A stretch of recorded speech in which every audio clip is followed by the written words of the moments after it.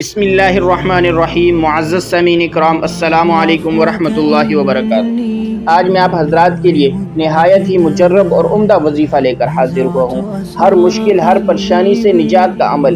جب آپ کسی مشکل میں پھنس جائیں یا کسی پریشانی میں پھنس جائیں یا کوئی مشکل ایسی ہو کہ جس سے نکلنا ناممکن نظر آتا ہو یا کوئی مصیبت ایسی ہو جس سے نکلنا ناممکن نظر آتا ہو، تو آپ اللہ کے پیارے حبیب صلی اللہ علیہ وسلم، تاجدار مدینہ، ختم نبوت صلی اللہ علیہ وسلم کا بتایا ہوا عمل کریں، انشاءاللہ آپ اس مشکل سے نکل جائیں گے۔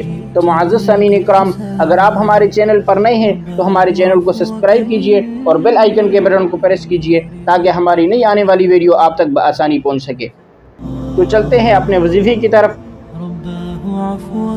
حضرت یونس علیہ السلام نے جو دعا مانگی جب وہ مچھلی کے پیٹ میں پھنس گئے تھے، دنیا کے تمام اسباب ان پر بند ہو گئے تھے، دنیا کے جتنے بھی سبب تھے حضرت یونس علیہ السلام پر بند ہو گئے تھے، تو انہوں نے اپنے رب کو پکارا، تو اللہ تعالیٰ نے اس وظیفے کے ذریعے سے، اس دعا کے ذریعے سے ان کو مچھلی کے پیٹ سے نکالا۔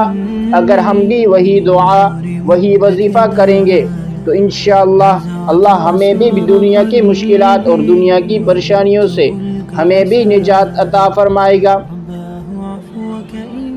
یعنی اگر ہم بھی اس دعا کے ذریعے سے اپنی پریشانیوں کو، اپنی مصیبتوں سے نجات مانگیں گے تو انشاءاللہ اللہ رب العزت ہماری تمام پریشانیاں، تمام مشکلات کو دور فرما دیں گے۔ تو وظیفہ کرنے کا طریقہ کار اچھی طرح سمجھ لیجئے۔ اول و آخر تین بار درود پاک پڑھیے، درمیان میں 3 مرتبہ سورہ فاتحہ الحمدللہ رب العالمین، اور پھر 313 مرتبہ یہ دعا پڑھیں جو حضرت یونس علیہ السلام نے مانگی تھی، لا الہ الا انت سبحانک انی کنت من الظالمین۔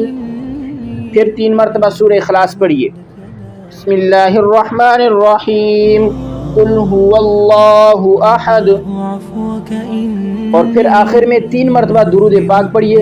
انشاءاللہ لگاتار آپ یہ عمل کرتے رہیں، آپ اس مصیبت سے ایسے نکلیں گے جیسے کوئی مصیبت، کوئی پریشانی آپ پر آئی ہی نہیں۔ ساری دنیا والے آپ پر حیران رہ جائیں گے، یعنی یہ شخص تو اتنی مصیبتوں، اتنی پریشانیوں میں ڈس چکا تھا، پتہ نہیں کیسے اللہ رب العزت نے اس کے حالات بدل دیے۔